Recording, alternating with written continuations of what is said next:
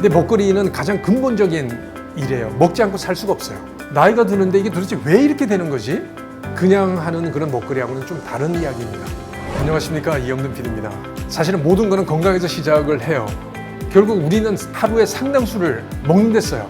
당연히 그러니까 뭘 먹느냐가 건강을 유지하는데 굉장히 중요한 요인이 됐고, 제가 지금 하려는 이영돈 PD의 건강한 먹거리 비즈니스는 결국 뭐를 먹고 건강해질 수 있느냐를 따질 때 그 건강한 먹거리 부분을 이영돈 PD 이름으로 여러분한테 추천하고 일부는 제 레시피로 만들어서 판매를 하겠다, 그런 겁니다. 제가 나이가 들면서 제 몸에 변화가 생기는 거예요. 도대체 이게 뭘까라고 의문이 생겼고, 제가 그런 의문이 들면 저를 포함한 많은 분들이 나이가 드는데 이게 도대체 왜 이렇게 되는 거지? 그게 아마 40대 초반 같은데 아침에 일어나니까 눈 뜨기가 싫은 거예요. 더 자고 싶고, 이게 내 몸에 변화가 생긴다. 뭐 성적인 변화도 있을 거고, 전체적으로 입맛도 그렇고, 그러니까 뭔가 의욕이 떨어지는 거 있잖아요. 도대체 이게 왜 그런 건지, 왜 사람은 태어나서 늙고 왜 죽어야만 되는지, 이런 거를 과학적으로 찾아내서 실험도 하고 입증해 보고 싶었던 거죠.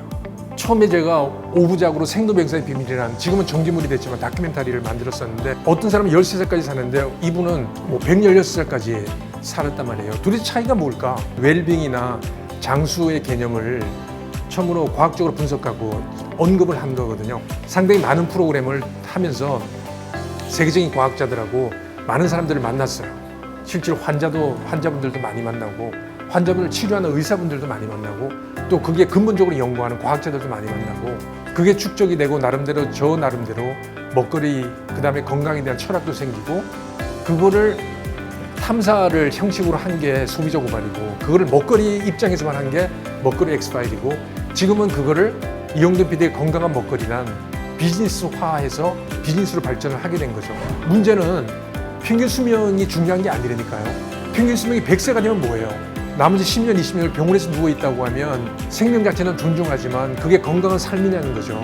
전문가들 이야기는 가장 건강한 삶은 하고 싶은 일 하고 열심히 살다가 어느 날 자고 아침에 일어나지 않는 게 정리된다 해놓고, 그게 가장 건강한 죽음이고 건강한 삶이라고 생각하는데, 지금 우리 먹거리 먹듯이 그렇게 먹어서는 그런 삶을 누리기가 어려워요. 그래서 건강에 대한 거를 좀 더 많이 생각해 주십사라는 게 제가 이 먹거리를 만드는 목적이에요. 단순해요. 사실 생도병사의 비밀 하면서 프로그램 내린 결론이 뭔지 아세요? 되도록 조금 먹고 많이 걷는다예요. 너무나 상식적이잖아요. 조금 먹고 많이 걷는다. 이거는 제가 프로그램 했던 거랑 같은 철학이고 같은 건데, 저는 건강한 먹거리를 만들고 건강한 먹거리를 추천해서 좀 더 그걸 통해서 건강한 삶, 건강한 사회를 만들고 싶은 거예요. 자신 있어요. 제가 확신합니다. 제가 만드는 먹거리를 먹고 많은 분들이 건강해질 거라고. 저도 먹으니까요. 제가 처음으로 만든 게 비타민 U예요. 제가 20년 넘게 호주에 계신 어머님이 보내줘가지고 계속해서 잠자기 전에 먹는 게 비타민 B 복합제예요. 발포성. 물에 타가지고 먹고 바로 자거든요. 제 건강 유지하는데 굉장히 중요한 역할을 한다고 생각하거든요. 예를 들면 시중에 판매하고 제가 먹어본 거를 엄밀히 분석해보면 약간의 개선점이 있거든요. 그런 거를 전문가들하고 같이 이야기해서 개선해서 내놓는 게 이영돈 PD의 발포 비타민 B 복합제. 친환경 김도 나옵니다. 아무것도 넣지 않고 정말로 좋은 콩으로 만든 두유도 나오고요. 그런 제품은 점점 많아질 거예요. 그 성격 자체가 굉장히 꼼꼼하게 체크를 하거든요. 그 과정을 전문가들하고 같이 이야기를 하면서, 제조업체하고 이야기하면서 만들어가는 거죠. 모든 음식은 정성이에요. 정성스럽게 만드는 음식은 좋은 음식이에요.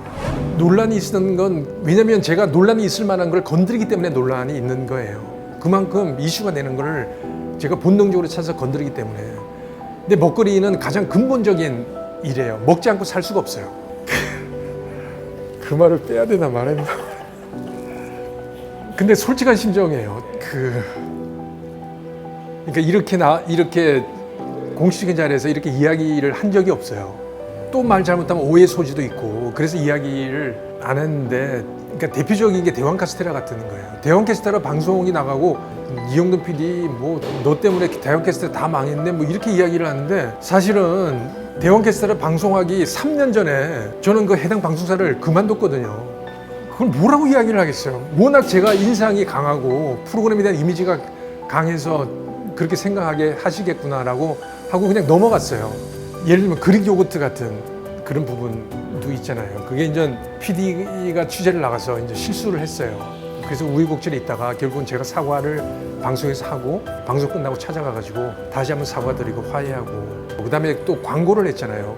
그 제품 광고는 사실 그릭 요구르트 광고도 아니고 콜레스테롤 저하 기능성 음료인데 물론 베이스는 요거트였지만 시기적으로 제가 판단을 잘못한 거죠.